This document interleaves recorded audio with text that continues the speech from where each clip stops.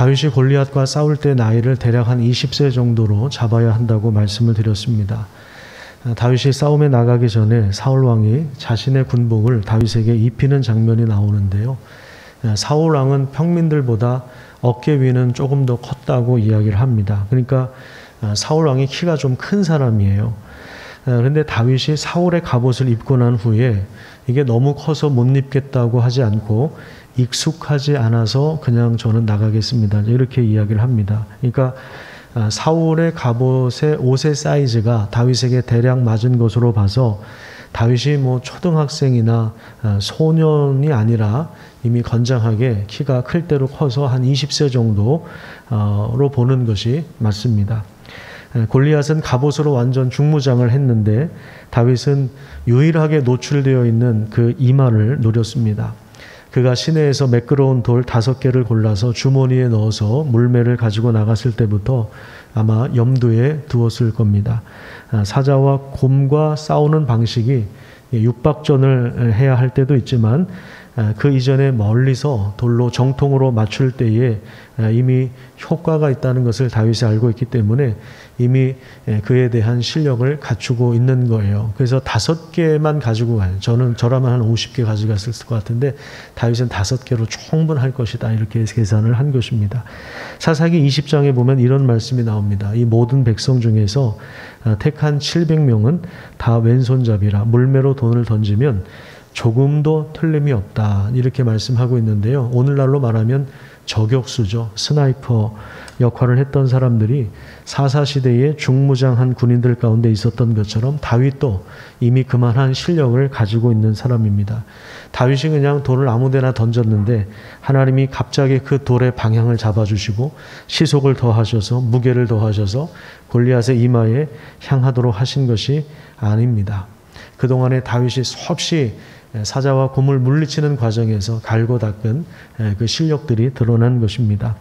하나님의 은혜와 성령의 역사는 인간의 준비와 전혀 무관하지 않습니다. 우리가 무엇을 하든지 최선을 다해서 준비하고 실력을 갈고 닦으면서 연마하는 것, 굉장히 중요한 요소입니다. 그래서 6일 동안은 힘써 어떻게 하라고 그랬습니까?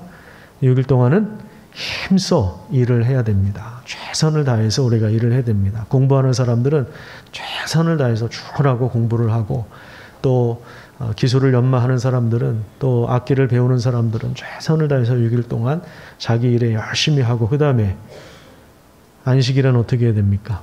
주일은 어떻게 해야 됩니까? 우리는 이제 안식일을 토요일 날 지키는 것이 아니라 안식 후 첫날 예수님께서 부활하셨기 때문에 우리는 주일을 안식일의 의미를 담아서 우리가 쉬어야 하는 것입니다.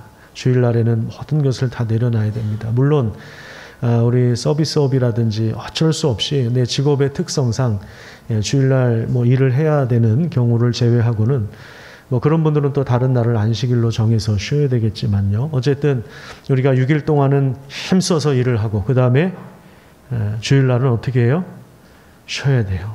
애들도 학원 보내면 안 되고 그냥 쉬라고 해야 돼요. 아이들에게는 최고의 날이 돼야 되는 거예요. 그냥 쉬면서 널브러져 있으라는 그런 얘기가 아니라 어떻게 해야 돼요? 나의 예배는 멈추지 않아야 합니다. 하나님이 하신 일들을 우리가 함께 노래하고, 또 하나님이 하신 일들을 기뻐하고 하나님을 예배하면서 하나님의 말씀을 배우면서 우리가 하루를 온전하게 주일을 성수하는 것입니다. 그리고 나서 또 6일 동안 최선을 다하는 거죠. 이것이 다윗이 골리앗과 싸우는 과정에서도 다 드러났습니다. 지난주에 말씀드린 대로 다윗이 골리앗과 싸우기 전에 이 전쟁은 하나님께 속한 것이다. 그래서 전쟁의 승패는 칼과 창에 있는 것이 아니다. 무기의 성능에 달려있는 것이 아니라 하나님의 구원에 달려있는 것이기 때문에 너는 칼과 단창을 가지고 나오지만 나는 만군의 여호와 살아계신 하나님의 이름으로 너 앞에 나간다. 이렇게 다윗이 외치고 골리앗을 향해서 나아가지 않았습니까? 그런데 여러분, 이 메시지는 누구를 위한 것이라고 했습니까? 이 골리앗 들으라고 한 것 같은데 사실은 골리앗 이제 죽을 거니까 이 메시지가 별로 의미가 없어요. 블레셋 군대들도 마찬가지입니다. 이 메시지 그 사람들이 뭐 듣겠습니까? 하나님을 믿는 사람도 아닌데 이 메시지 듣겠습니까? 이 메시지는 이스라엘 군인들과 백성들에게 남아서 오늘 우리에게까지 전수되었습니다. 다윗은 이 과정에서 어떤 확률에 의지하여서 모험을 한 것이 아닙니다. 한번 해볼까?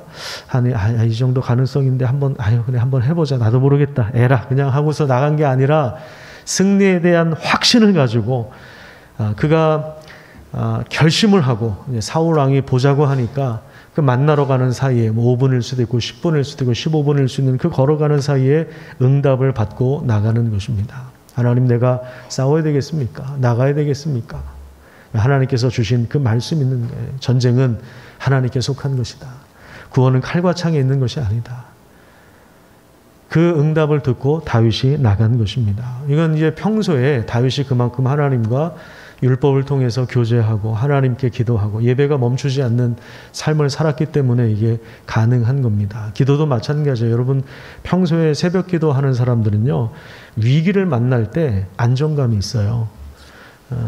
위기를 만날 때 정작 한 30초만 기도해도 됩니다. 그 아주 긴장된 순간, 평소에 기도를 많이 하는 사람들은요, 결정적인 순간엔 기도 많이 하지 않아요. 다 그냥 하나님 앞에 한마디만 하면 돼요. 하나님께서 그의 생각을 붙잡아 주시고 그의 마음을 견고하게 붙잡아 주시는 것입니다. 평소에 기도를 하지 않으면 무슨 막 위기가 오면은 막 불안해요. 막 요동치고요. 막 여기저기 막 그냥 방법을 찾아다니고 막 그러는데, 평소에 기도하는 사람은요, 하나님이 그를 꽉 붙잡고 있다는 것을 알기 때문에 그냥 오히려 더 마음이 평안한 가운데 그 일들을 지나갈 수가 있는 것입니다. 이것이 신앙입니다. 여러분, 그러한 믿음의 삶을 살아가시기를 간절히 축복합니다. 자, 그래서 이제 다윗이 골리앗을 쓰러뜨렸는데, 제가 지난주에 그렇다면 오늘 우리 시대의 골리앗은 무엇인가 하는 그런 질문을 드렸는데, 여러분 무엇이라고 생각하십니까? 여러분들이 생각할 때 오늘 우리 시대의 골리앗은 무엇입니까? 분명히 여러분들의 삶에 골리앗이 있을 겁니다. 골리앗이 여러분들 앞에서 모욕을 주는 그러한 이야기를 아마 듣고 있을 것입니다. 과연 우리의 골리앗은 무엇일까요? 여러 가지로 이야기할 수 있습니다만은, 제가 생각할 때 저는 인간의 탐심이라고 생각을 합니다. 탐심이라고 하는 것은요, 탐욕이라고 하는 것은 보이지 않아요. 우리 내면에서 수없이 일어나는 것인데, 이게 보이지 않지만 그 결과가 우리 삶을 통해서 분명히 드러납니다. 그러니까 이게 사실은 굉장히 무서운 질병이라고 할 수 있습니다. 여러분, 하나님께서 사울을 패하시고 다윗을 세우신 이유가 무엇입니까? 하나님께서 사울 왕을 패하신 이유는 뭐냐면, 하나님께서 세우시려고 하는 그 나라를 향해서 그가 서지 않았기 때문에 그렇습니다. 하나님 왕이라고 한다면 하나님이 얼마나 많은 자원들을 주셨겠습니까?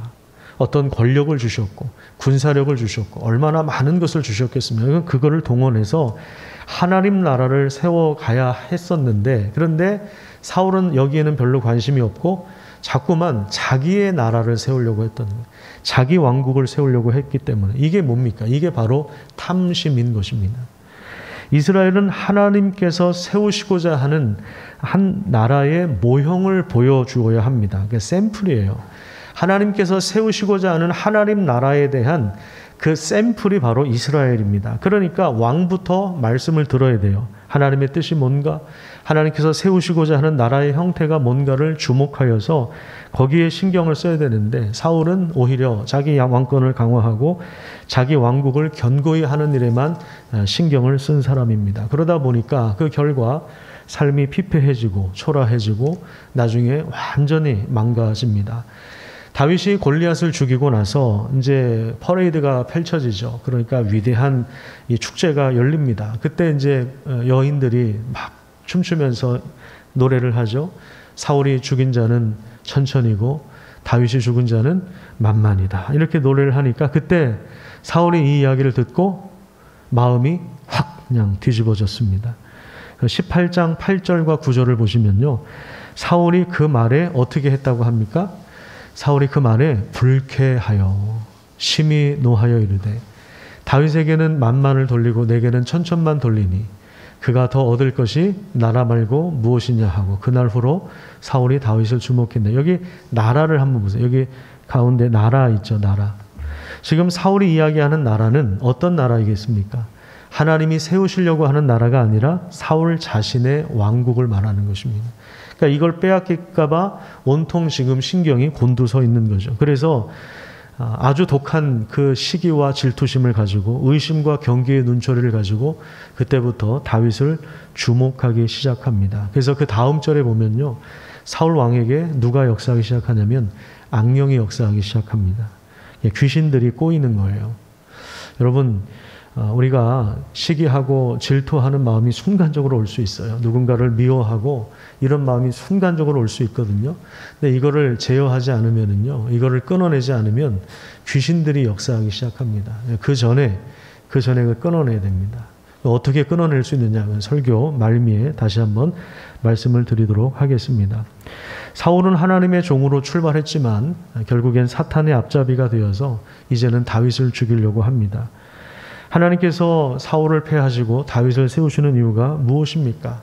하나님은 중심을 보신다고 하셨는데 그 중심이, 다윗의 중심이 하나님께 꽉 사로잡혔고 그리고 하나님의 마음에 합한 자이기 때문에 그렇습니다. 기름을 부으시고 그래서 그를 잡아 훈련하시고 말씀의 사람으로, 말씀의 종으로 하나님께서 다윗을 세우신 것입니다. 사도행전 13장에 보면 이런 말씀이 나옵니다.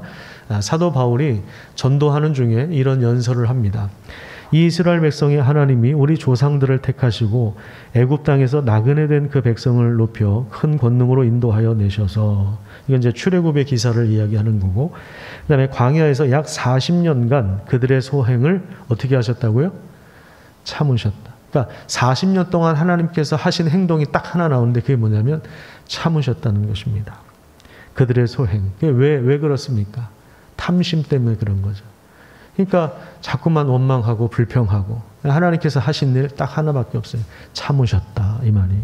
그 다음에 19절에 보면 가나안 땅 7족속을 멸하셔서 그 땅을 기업으로 주시기까지 약 한 450년 정도 걸렸다. 이제 사무엘 시대까지 한 450년 걸린 것으로 보여지고, 그 후에 선지자 사무엘 때까지 사사를 주셨는데, 그러니까 사무엘이 이제 마지막 사사의 역할을 했죠. 그 다음에 21절에 보면 그 후에 그들이 왕을 구하거늘, 그래서 하나님이 사울을 몇 년 동안 주셨다고 합니까?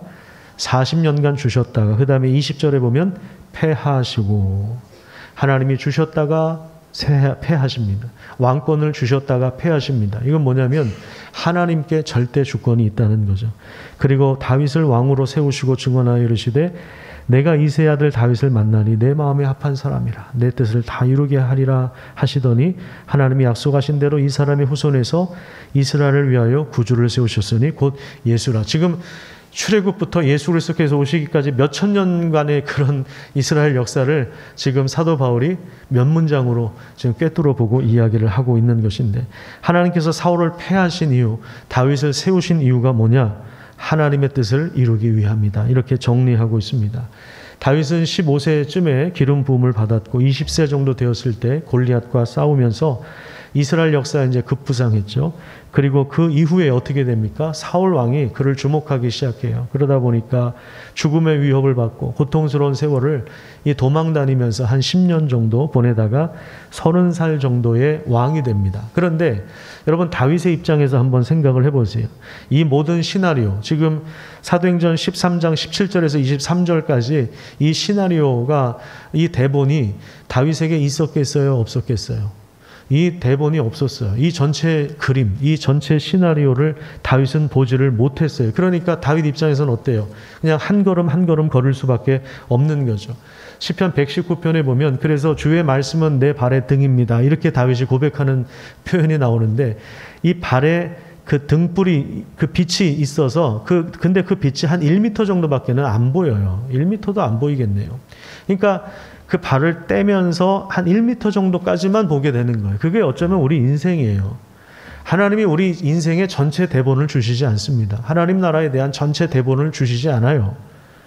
우리가 이 건축도 마찬가지입니다. 재개발 우리는 처음부터 반대하지 않았습니까? 그때부터 뭐 협상하고 이사하고 뭐 보상금을 뭐 협상하고 뭐 여기 임시처소로 오고, 아직도 지금 착공을 하질 못했는데 아마 올해 말에는 아마 할 걸로 예상을 하고 있는데, 그 완공되고 나면 그러면 이제 한 5년, 6년간에 야, 이게 재개발이 이런 식으로 진행되는 거구나.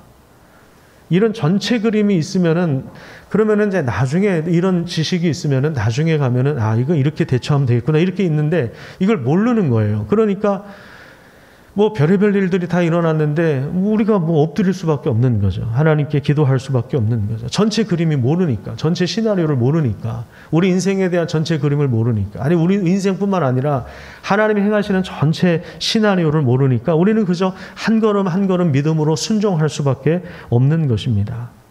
그러니까 우리가 중요한 건 뭐냐면 성경을 부지런히 읽으셔야 돼요. 성경을 계속해서 읽으면서 이런 거시적인 하나님의 큰 그림을 봐야 돼요. 왜냐하면 이게 성경에 다 있거든요. 이 거시적인 하나님의 큰 그림을 보지 않으면, 우리가 성경을 제대로 읽지 않으면 결국에 우리 인생이 뭐냐면 다른 사람하고 비교하는 것밖에 없어요. 그래서 다른 사람과 비교해서 내 탐심을, 내 탐욕을 정당화하는 삶을 살게 되는 것입니다. 여러분, 탐욕이라고 하는 것, 탐심이라고 하는 게 나쁜 게 아니에요. 욕망, 인간이 가진 욕망, 욕구, 여러분 이게 나쁜 게 아닙니다. 여러분, 돈이 나쁜 겁니까? 좋은 겁니까? 아니, 돈 자체가 뭔 잘못이에요. 돈을 어떻게 쓰느냐, 어떻게 사용하느냐, 이게 문제지, 돈을 쓰는 그 사람이 문제지. 아니, 칼이 좋은 거예요, 나쁜 거예요? 칼을 누가 잡느냐, 이게 문제지. 칼 자체가 무슨 좋고 나쁘고 어디 있어요. 칼이 요리사한테 잡히면은 멋진 요리가 되는 거고, 멋진 작품이 될 수도 있는 거고요. 아까 이제 기사에 보니까 세계에서 살인율이 최고로 높은 나라가 어디냐면 바로드라고 합니다. 발음도 잘 안 나요. 남미의 한 나라, 엘살바도르인가요? 혹시 들어보셨습니까? 거기가 살인율이 최고래요. 그래서 이번에 뉴스에 나왔는데 최근에 이틀 사이에 78명이 살해를 당했대요. 그래서 국가 계엄령을 선포할 정도로. 여러분, 칼을 조폭들이 쥐고 있으면요, 그거는 살인 무기가 되는 거예요. 이게 인간의 그 탐심이라고 하는 거, 이게 잘못 사용되어지면 이게 굉장히 문제를 일으키는 것입니다. 여러분, 욕구라고 하는 것 자체가 이게 사실은 원래 건강한 거거든요. 원래 하나님 우리에게 주신 선물이에요. 우리가 식욕이 없으면 그 살만 납니까? 그죠? 음식은 왜 이렇게 맛있는지 모르겠어요. 그죠? 음식 참 맛있지 않아요? 예. 하나님 우리에게 주신 욕구들이 있거든요. 건강에 대한 욕구, 성적인 욕구도 있고, 수면에 대한 욕구도 있고요.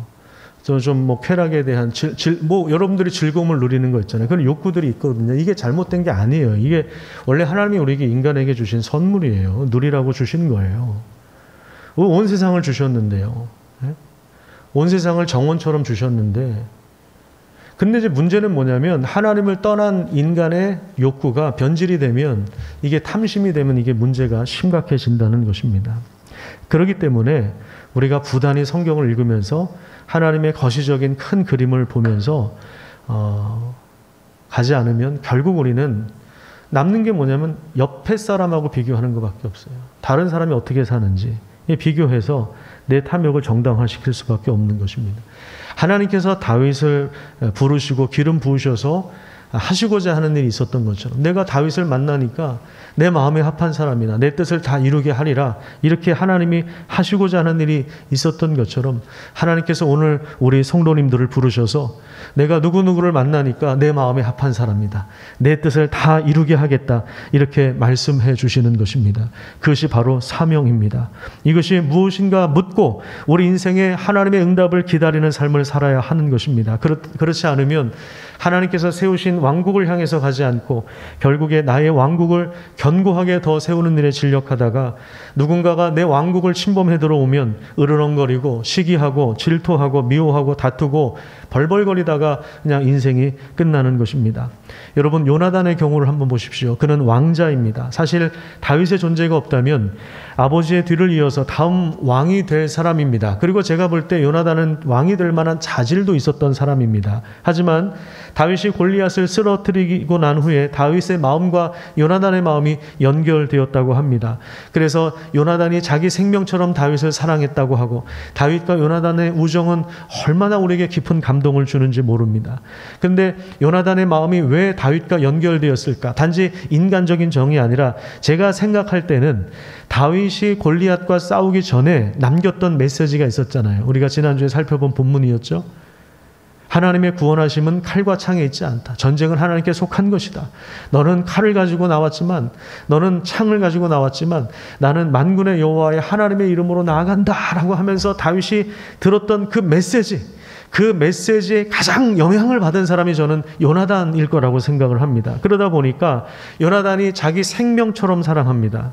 왜 그러냐면 하나님께서 다윗을 통하여 하고 계시는 일들을 봤기 때문에 그런 거예요. 그냥 인간적인 정이 아니라 하나님이 다윗을 통해서 지금 이스라엘을 구원하고 계시다는 것을 보는 거예요. 자, 19장 5절을 한번 볼까요? 사무엘상 19장 5절을 보시면 아버지 사울 왕에게 다윗에 대하여 이렇게 변호하는 장면이 나오는데, 자, 우리 같이 한번 읽도록 하겠습니다. 시작.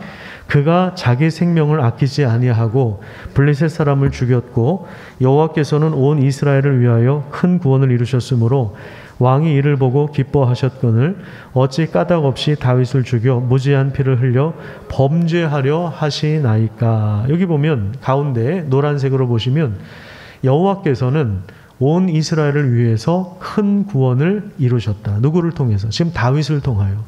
이거를 지금 보고 있는 거예요. 하나님이 하시는 일들을 다윗을 통해서 보고 있는 것입니다. 하지만 그럼에도 불구하고 아버지가 사울 왕이 계속해서 다윗을 죽이려고 하니까 요나단이 다윗을 떠나보내요. 그러면서 언약을 맺는 장면이 오늘 본문인데 14절부터 한번 읽도록 하겠습니다. 14절부터 17절까지 우리 같이 한번 읽어보도록 하겠습니다. 이게 이제 요나단의 진심이에요. 요나단의 진심이 무엇인가를 한번 잘 새기면서 읽어보시길 바랍니다. 시작. 너는 내가 사는 날 동안에 여호와의 인자하심을 내게 베풀어서 나를 죽지 않게 할 뿐 아니라 여호와께서 너 다윗의 대적들을 지면에서 다 끊어버리신 때에도 너는 내 인자함을 내 집에서 영원히 끊어버리지 말라 하고, 이에 요나단이 다윗의 집과 언약하기를 여호와께서는 다윗의 대적들을 치실지어다 하니라. 다윗에 대한 요나단의 사랑이 그를 다시 맹세하게 하였으니 이는 자기 생명을 사랑함같이 그를 사랑함이었더라. 여러분, 이 내용을 보시면은요, 요나단은 자기 왕국을 꿈꾼 사람이 아니고 하나님께서 행하실 일들을 미리 내다본 사람입니다. 만약에 요나단이 사울처럼 자신의 왕국을 꿈꾸었다면 어쩌면 그도 다윗을 질투했을 것입니다. 그리고 다윗을 모함하거나 다윗을 죽이는 일에, 암살하는 일에 어쩌면 가담했을 것입니다. 다윗을 안심시켜 놓고 오히려 다윗을 사울 왕보다 더 쉽게 죽일 수 있는 위치에 있었는지도 모르겠습니다. 여러분, 사실 지금 다윗은 굉장히 절박한 상황에 있지 않습니까? 다윗이 요나단한테 이런 말을 한 적이 있어요. 나와 죽음 사이는 한 걸음뿐이다. 여러분, 한번 같이 따라서 볼까요? 나와 죽음 사이는 한 걸음뿐이다. 이 말이 왜 나왔냐 하면요, 같은 공간에서 사울이 갑자기 창을 던질 때가 있었잖아요. 그때 이제 깜짝 놀라서 다윗이 피하긴 피했어요. 그러니까 순발력이 있었습니다. 순발력이 없었으면 아마 죽었을 거예요. 근데 한 발자국 피한 거거든요. 그러니까 나와 죽음 사이가 한 발짝뿐이, 한 걸음뿐이다. 이건 굉장히 뛰어난 문학적인 표현인데요. 근데 가만히 이걸 생각해 보면요, 이게 진짜 맞는 얘기더라고요. 우리 인생도 그런 것 같아요. 여러분, 찬송가에도 그런 가사가 있지만 이 세상에 참 죽을 일 쌓여 있습니다. 그렇죠? 여러분, 이 운전하다가 죽을 일들이 얼마나 많았습니까, 사실. 그죠? 와, 1초만 내가 먼저 갔더라면, 늦게 갔더라면, 사고 나서 그럴 때가 얼마나 많아요. 또 여러분, 우리 호흡이라고 하는 게 그렇잖아요. 이게 하나님이 딱 숨 못 쉬게 하면 그냥 죽는 거거든요. 심장이 멈추면 죽는 거예요. 숨 몇 초 못 쉬면 죽는 거예요. 우리와 죽음 사이는요, 뭐 멀리 떨어진 게 아니에요. 우리는 장례식을 하도 많이 다니니까 그냥 그러려니 하는데, 사실 이 죽음과 우리 인생 사이는요, 한 걸음밖에 되지 않아요. 한 걸음밖에 되지 않습니다. 다윗이 이렇게 표현한 건 뭐냐면 그만큼 지금 자기 인생이 절박하다는 거예요. 어쩌면 다윗은 낭떠러지 앞에 있는지도 모르겠습니다. 지금 요나단이요, 사실 살짝 밀기만 해도 다윗은 죽을 수밖에 없는 상황입니다. 굉장히 초라한 상황입니다. 절박합니다. 벼랑 끝에 내몰려 있는 인생입니다. 하지만 요나단이 고백하는 것이 뭐냐면 하나님께서 다윗과 함께 하심을 보고 있는 것입니다. 이건 뭐냐면 하나님 안에서 가장 안전한 사람이 다윗이라고 하는 것을 보는 거예요. 그러니까 골리앗과 싸우러 나가면서 다윗이 외쳤던 믿음의 고백 중에 하나님의 구원이 칼과 창에 있지 않다라고 하는 사실들을 지금 요나단이 믿고 있는 것입니다. 한나가 기도한 대로 하나님을 대적하는 사람들은 산산이 깨어진다. 요나단이 이것을 믿고 있는 것입니다. 그러니까 지금 다윗의 상황을 볼 땐 너무나도 절박한데, 너무나도 초라한데 하나님께서 너의 대적들을 다 치실 것이다. 그리고 네가 왕이 될 것이다. 하나님께서 너를 위하여, 너를 통해서 나라를 세울 것인데 그때 나를 기억해 달라. 그게 지금 요나단의 진심이에요. 이거 그냥 입에 발린 말이 아니에요. 그냥 우리 아버지가 널 죽이려고 하니까 미안해. 미안해서 그냥 너 그냥 잘 될 거야. 조금만 참아. 이 얘기가 아니라 요나단이 지금 확신을 가지고 있는 거예요. 그러니까 다윗도 믿음으로 골리앗 앞에 나갔지만 요나단의 진심도 여기 믿음이 서려 있는 거예요. 믿음의 고백을 하고 있는 거예요. 지금 쫓겨다니고 있지만 왕이 죽이려고 하지만 그런데 요나단이 본 게 뭐냐? 하나님이 함께 하시는구나. 다윗이 앞으로 강성해질 것이구나. 그러니까 내 후손들을 불쌍히 여겨달라고. 그 사랑을 내 후손들에게 놓치지 말라고 그렇게 부탁을 하는 것입니다. 그 인자하심을, 하나님의 인자하심을 나에게도 베풀어 달라 그렇게 이야기하는 겁니다. 요나단은 자신의 탐욕을 구하는 것이 아니라 하나님이 행하신 일들을 보면서 먼저 그의 나라와 그의 의를 구하고 있는 것입니다. 여러분, 우리 인간에게 있어서 이 욕망의 문제, 탐심의 문제는 참 어려운 것입니다. 우리가 살고 있는 세상이 그렇지 않습니까? 돈만 있으면 거의 다 되는 세상이 되어버렸습니다. 돈이 있으면 권력도 살 수 있고, 돈이 있으면 명예도 살 수 있고, 원하는 쾌락도 다 누릴 수 있는 세상이 되었습니다. 그런데 이것이요, 하나님 나라와 상관이 없다면 그것은 단지 골리앗에 불과한 것입니다. 하나님을 대적하는 악한 도구가 될 뿐입니다. 목사님, 나는 부자가 돼서 열심히 하나님의 일을 하겠습니다. 아니, 하나님이 지금 돈이 필요한 게 아니에요. 하나님이 필요한 사람은 바로 그 사람. 우리가 예배자가 되는 거예요. 우리 예배가 멈추지 않기를 하나님께서 바라고 계시는 것입니다. 그런데 오늘날에 어떻습니까? 일단 주일이 무너져 있어요. 주일 성수가 무너졌습니다. 좀 예를 들 게 너무나도 많은데요. 대표적으로 한 가지만 들면은요. 학생들이 주일날 학원 시간하고 주일을 하고 겹치면, 예배 시간 겹치면 학원으로 갑니다. 왜 그럴까요?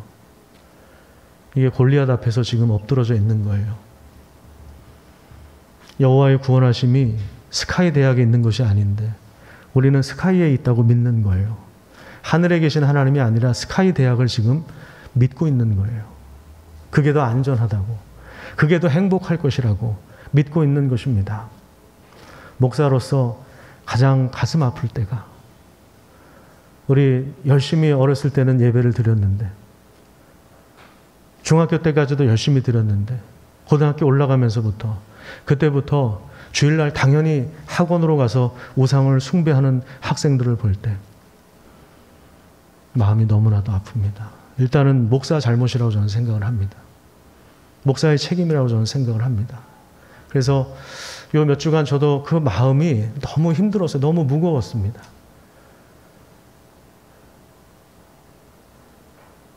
마음이 얼마나 짓눌리고 얼마나 답답해져 있는지. 참 이 극한 직업인 것 같아요, 목회가. 이거 그냥 직업으로 보면 정말 극한 직업인 것 같아요. 너무 마음이 아파요.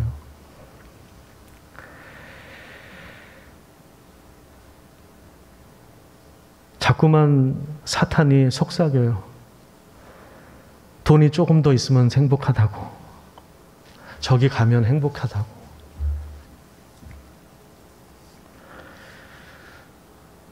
여러분, 저는 사실 제가 목사이기 전에 아니 목사도 마찬가지.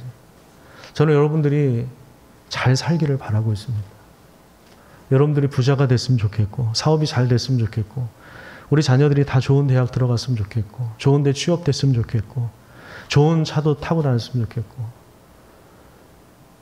인간적으로는 저도 그걸 바라고 있어요. 그런데 중요한 건 뭐냐면 우리의 중심이 하나님 앞에 바로 서 있느냐, 우선순위가 바로 서 있느냐. 하나님이 주시는 돈이 진짜 그게 복이에요. 주일날 예배 안 드리고 학원 가서 들어간 스카이 대학, 하나님이 그거 기뻐하실까요?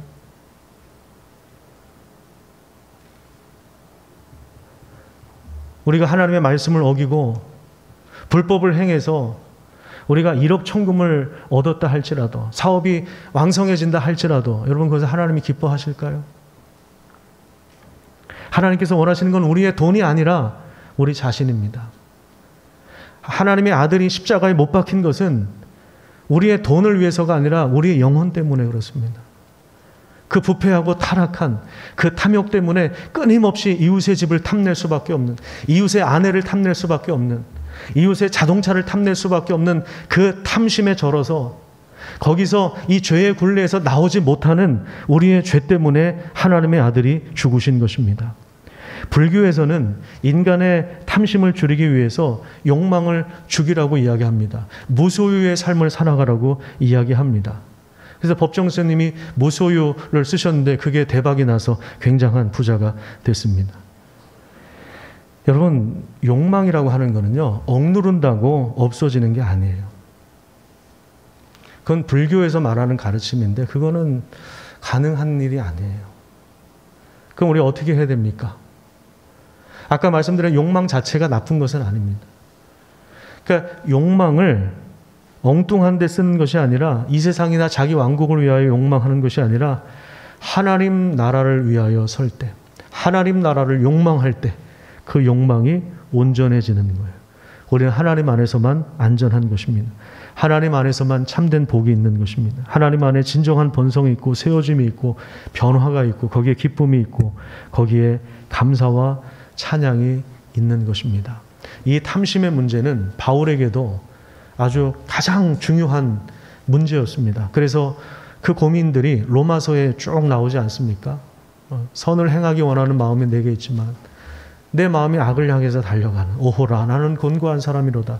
그리고 나서 무슨 해결책을 주냐면요, 로마서 8장을 한번 찾아보십시다. 좀 시간이 좀 많이 갔지만 자막도 없어요. 한번 좀 찾아보세요. 로마서 8장. 어차피 안 바쁘시죠 오늘? 네, 네. 로마서 8장 신약성경 249페이지 보시면은 8장 1절과 2절을 먼저 한번 읽어보겠습니다. 1절과 2절. 자, 시작.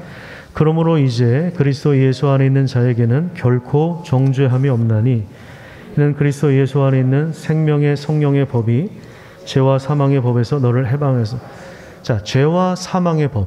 인간이 그 탐심에서 스스로가 빠져나올 수 없는 그 굴레에서 예수 그리스도 안에 있는 생명의 법이, 성령의 법이 죄와 사망의 법에서 너를 해방하였다. 이렇게 선언을 하고 있고, 그걸 구체적으로 어떻게 설명하고 있냐면 3절에 보시면 율법이 육신으로 말미암아 연약하여 할 수 없는 그것. 우리가 육체를 갖고 있기 때문에 음란한 생각이 들고 또 돈에 대한 욕망이 들고 다른 사람들과 비교해서 내가 더 앞서가려고 하고 다른 사람을 짓밟으려고 하고 시기하고 질투하고, 이게 우리가 육체를 가지고 있어서 연약해서 할 수 없는 그것을 누가 하신다고요? 하나님은 하시나니. 어떻게 하셨냐? 곧 죄로 말미암아 자기 아들을, 예수 그리스도를 죄 있는 육신의 모양으로 보내서 육신에 무엇을 정하셨다고 이야기합니까? 육신의 죄를 정하셨습니다. 육신의 죄를 정하셨다. 이게 뭐냐면 예수님의 육체 안에서 죄를 심판하셨다 이 말이에요. 예수님의 육체 안에서 인간의 모든 그 죄를 심판하셨어요. 이 말은 죄에게 죄를 물고 죄에게 사형 선고를 내린 것입니다. 그래서 예수님께서 십자가에 죽으신 것이고 그리고 부활하신 거예요. 그걸 통해서 우리에게 성령을 보내주셨는데 성령을 통해서 더 이상 죄가 우리 썩을 몸의 육체를 지배하지 못하도록 하시는 거예요. 그러니까 예수님의 죽으심과 부활을 통해서 하나님은 우리에게 성령 하나님을 보내주셨는데, 우리가 성령을 따를 때 4절에 보시면 육신을 따르지 않고, 우리 육체의 본성, 우리 죄의 본성, 탐심을 따르지 않고 그 영을 따라 행하는 우리에게, 그 영이 누굽니까? 성령 하나님이시죠. 성령님을 따라 행하는 우리에게 무엇의 요구가 이루어진다고요? 율법의 요구. 율법의 요구가 뭐예요? 십계명이라고요. 십계명. 마지막 10번째, 탐심, 이웃의 집을 탐내지 말라. 이거는 이웃의 아파트를 탐내지 말라. 이거는 힘들거든요. 우리 스스로는 힘들어요. 뭐 저라고 욕심이 없겠습니까? 예? 저라고 외제차 타고 싶지 않겠어요? 어제 당회 때 우리 장로님들이 외제차로 바꿔준다는데 제가 싫다고 그랬습니다. 저라고 없겠냐고요, 그 욕심이. 그런데 율법의 요구가 이루어지게 하는, 우리 스스로 되는 게 아니라 어떻게 해요? 어떻게? 하나님께서 그걸 하셨다. 예수 그리스도 안에서 우리에게 성령을 보내주셔서 우리가 누군가에 대해서 미워하는 마음이 들 수 있어요. 우리 죄의 본성이 남아있으니까 시기하고 질투할 수 있어요. 그런데 그걸 끊어낼 수 있어요. 어떻게? 우리 안에 누가 계셔요? 성령님이 함께 계시는 거예요. 성령을 따라 행할 때 육체의 욕심을 이루지 않는 거예요. 이것이 예수 믿는 자의 존귀함이고, 예수 믿는 자의 특권이고, 예수 믿는 자의 생명의 성령의 법이 우리 안에 있는 것입니다. 그래서 우리는 예수님 안에서 즐겁게 안식할 수 있는 거예요. 6일 동안은 최선을 다해서 일하지만 주일날은 모든 것을 다 내려놓고, 왜요? 우리의 주인이 하나님이니까. 이날 공부 안 해도 돼요. 여러분, 일주일 내내 공부한다고 해서 그게 지식이 잘 될까요? 일주일 내내 장사한다고 해서 그게 될까요? 그러다 보면 망가지죠. 우리가 말씀을 어기니까 문제가 생기는 거예요. 하나님의 말씀에 따라서, 성령을 따라서 행하는 거예요. 하나님께 맡기는 거죠. 주일날 하나님을 예배하는 거예요. 그 예배를 멈추시면 안 돼요.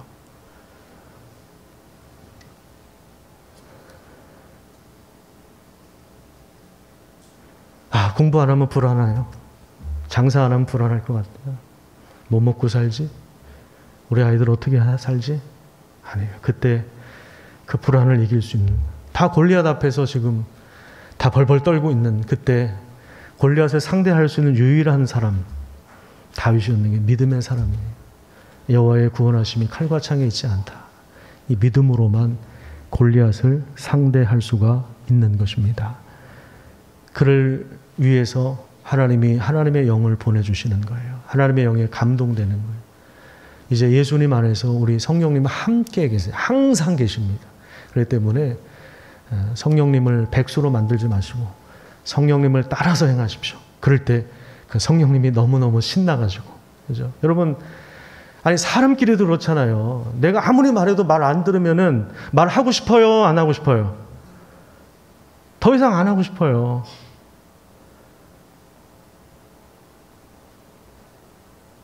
강 목사님이 목사님 이거 이렇게 하면 좋겠습니다. 목사님 잘 들어요, 그거를. 그러면 또 뭔가 얘기를 해주고 싶고, 또 뭔가 얘기를 하고 싶고. 근데 말을 만약에 안 들으면은 아예 얘기를 안 하고 싶고. 성령님도 마찬가지예요. 우리가 순종하면 성령님이 감동하시는 거예요. 또 말씀해 주시고, 또 역사해 주시고, 또 골리앗도 물리쳐 주시고. 그런 은혜가 우리에게 주어지는 것입니다. 여러분, 그 믿음으로 살아가시기를 축복합니다. 이 시대 대학 입시와 우리의 탐욕을 자극하는 그 거대한 아파트와 쾌락의 요소들은 마치 골리앗처럼 우뚝 서 있습니다. 그 앞에서 당당하게 우리 가운데 하나님이 살아계시다는 사실을 고백하시기를 축복합니다. 또한 물맷돌을 준비하시기를 바랍니다. 하나님이 우리와 함께 하십니다.